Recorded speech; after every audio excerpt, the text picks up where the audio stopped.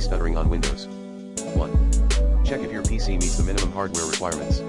Upgrade your hardware if needed. 2.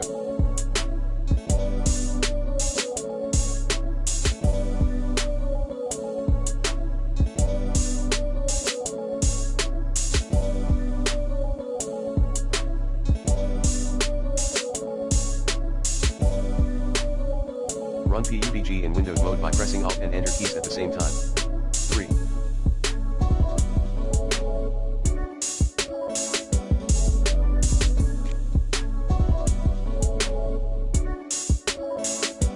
Update your graphics driver using the recommended Avast driver updater in this video guide. 4. Install the latest game patch. 5.